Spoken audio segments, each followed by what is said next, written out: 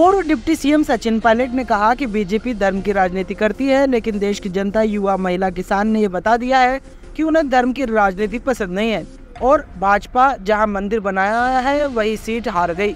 ऐसे में उसे आत्ममंथन करने की आवश्यकता है, अपने गिरबान में झांकने की जरूरत है।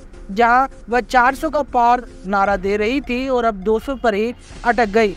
किसी को भी स्पष्ट बहुमत नहीं है और खंडित बहुमत मिला है। आने वाले समय में इंडिया गठबंधन में और भी पार्टियां जुड़ेगी। लोकसभा चुनाव में सफलता के बाद पहली बार अजमेर पहुंचे पूर्व डिप्टी सीएम सचिन पायलट का कांग्रेस पदाधिकारी और कार्यकर्ताओं ने जोरदार स्वागत किया। जयपुर से जालोर जाते वक्त कुछ देर अशोक उद्यान स्थित बाईपास पर रुके, जहां उन्होंने मीडिया से बातचीत की और कहा कि देश की जनता केंद्र सरकार को सबक सिखाएगी। वह वोट की सरकार के खिलाफ पड़ा है और किसी को भी स्पष्ट बहुमत नहीं मिला है, खंडित जनादेश है। ऐसे में उन्होंने भाजपा की कार्यशैली और सांसदों की कमी पर अपनी गिरबान में झांकने और मंथन करने की आवश्यकता बताई।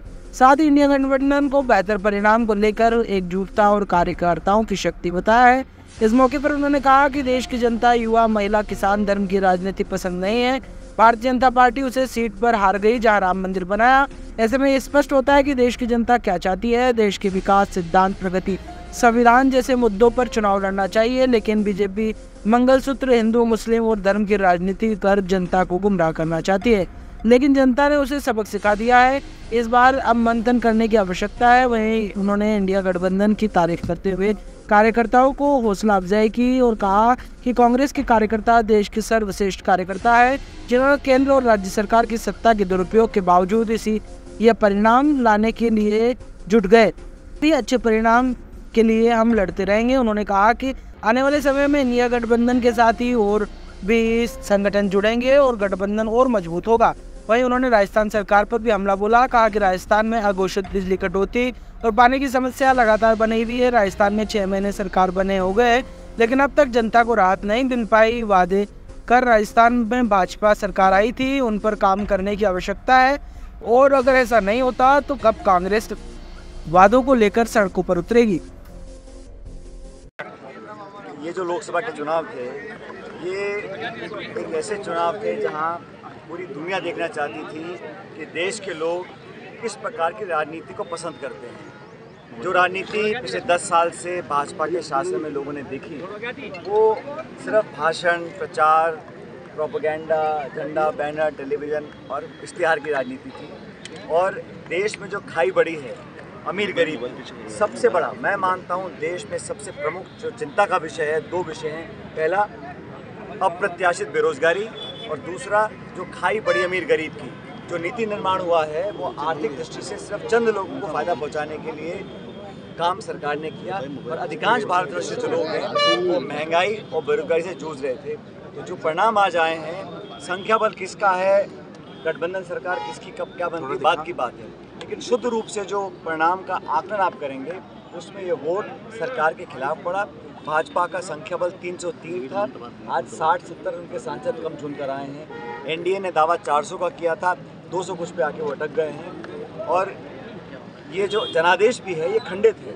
किसी भी दल को सरकार बनाने का स्पष्ट बहुमत नहीं मिला। मतलब लोगों को जो सत्ता में थे उनको अपने गिरबान में झांकना चाहिए और आकलन करना चाहिए कहाँ उनसे कमी रह गई थी। कांग्रेस को और इंडिया अलायंस को आपार जन समर्थन जनता का मिला है। कांग्रेस पार्टी का प्रदर्शन राजस्थान में बहुत बेहतर रहा। पिछले लोकसभा चुनाव में हम एक भी सीट जीत नहीं पाए थे। इस बार हम लोग 11 सीटों पर भाजपा को हम लोग पराजित कर पाए हैं। ये हम सबकी सामूहिक मेहनत का परिणाम है। अच्छा प्रत्याशियों का चयन हुआ, हमारा मैनिफेस्टो, हमारा कैंपेन, राहुल गांधी जी की पदयात्रा, प्रियंका जी का, खड़गे जी का व्यापक जो पूरे देश में प्रचार उन्होंने किया, उसका लाभ हमको मिला है। इसलिए हमारा जो संख्या बल था वो दुगना हो गया और इंडिया अलायंस को बंगाल में, उत्तर प्रदेश में, हर जगह बहुत बहुमत मिला है। तो ये चुनाव मैं समझता हूँ बड़े महत्वपूर्ण थे और सरकार का गठन तो राष्ट्रपति के निमंत्रण के बाद होगा, लेकिन जो परिणाम आए हैं वो मुझे लगता है कि सरकार के विरोध में है। सरकार की जो नीति थी दमन की, विपक्ष को ख़त्म करने की, संवादहीनता की, संवेदनहीनता की, उसको लोगों ने नापसंद किया है। सर, राम मंदिर अयोध्या में बीजेपी हारी है और जिस शहर में मंदिर बना है वहाँ पर भी समाजवादी पार्टी जीती है। तो इस देश के नौजवान, किसान और अधिकांश लोग धर्म के नाम पर जो राजनीति हो रही है उसको पसंद नहीं करते। राजनीति होती है सिद्धांत की, संविधान की, प्रगति की, विकास की, योजना की, उद्योग की, निवेश की। और राजनीति आप करें मंगलसूत्र की, हिंदू की, मुसलमान की, मंदिर मस्जिद की, उसको नौजवान पीढ़ी और अधिकांश लोग पसंद नहीं करते हैं। ये बात मुझे लगता है भाजपा को समझ में आ गई होगी। और जहाँ तक कांग्रेस की बात है, मुझे लगता है कि जो हम लोगों ने संघर्ष किया, पार्टी ने राजस्थान में, हरियाणा में, अलग अलग जगहों में हमको अच्छा प्रदर्शन करने का फ़ायदा मिला है। और मैं तमाम कार्यकर्ताओं को, राजस्थान के हमारे जो राजस्थान के कांग्रेस के कार्यकर्ता हैं, मैं समझता हूँ देश के सर्वश्रेष्ठ हैं। और जिस मेहनत के साथ उन्होंने पार्टी का बीड़ा उठाया, नेता तो सिर्फ हम लोग भाषण देते हैं, लेकिन पोलिंग बूथ पर जिन्होंने भीषण गर्मी में तमाम दबाव के बावजूद केंद्र की सरकार, राज्य की सरकार, डबल इंजन का पूरा उन्होंने सत्ता का दुरुपयोग किया, उसके बावजूद कार्यकर्ताओं ने जो बूथ पर खड़े होकर इस गर्मी में लोगों को वोट डलवाकर पार्टी को जिताया है, उनकी मेहनत के कारण आज हमारे अच्छे परिणाम आए। सर, हनुमान बेनीवाल ने एक बयान जारी किया है कि राजस्थान में आरएलपी की ओर से 20 लाख वोट कांग्रेस को पड़े, लेकिन जब गठबंधन की अभी मीटिंग हुई उसमें उनको नहीं बुलाया गया, वो उनका अपमान हुआ है, ऐसा उन्होंने कहा है। सब लोग जो इंडिया गठबंधन में थे आज भी गठबंधन में हैं। तो मैं तो समझता हूँ आने वाले समय में हमारे गठबंधन में और दल शामिल हो जाएंगे। सर, भाजपा ने भाजपा ने परिणाम आने के बाद चुप्पी साध ली है। मंत्री जाबर सिंह ने भी कल कहा कि है ना, जो टिकट में हुई है, टिकट दिया गया उसमें कहीं ना। भारतीय जनता पार्टी की अंदरूनी मामलों में टिप्पणी नहीं करना चाहता हूँ। उनका दल है, उनकी सरकार है, वो जो मर्जी करें, लेकिन राजस्थान के लोगों को आज उम्मीद है कि जो सरकार बनी है वो लोगों की मदद करे। आज अघोषित बिजली कटौती हो रही है, पानी की समस्या, बिजली की समस्या, लोग त्रस्त हैं। बड़े संकट के समय में लोगों को सरकार को सामने आना चाहिए, प्रशासन को मुस्तैद करना चाहिए और आम जन को राहत दिलाने के लिए काम करनी चाहिए। और ये सिर्फ चुनाव जीतने के पहले के जो वादे थे, अब आज 6 महीने हो गए, तो उन वादों को पूरा करने का समय आ गया। कांग्रेस पार्टी जनता के साथ खड़ी है, हर मौके पर लोगों की बात को उठाते रहेंगे और सरकार को अगर वो काम नहीं करेंगे तो घेरने का काम हमारी पार्टी करेगी। सर, वैभव गहलोत दूसरी बार रहा। पिछले लोकसभा चुनाव में हम एक भी सीट जीत नहीं पाए थे। इस बार हम लोग 11 सीटों पर भाजपा को हम लोग पराजित कर पाए हैं। ये हम सबकी सामूहिक मेहनत का परिणाम है।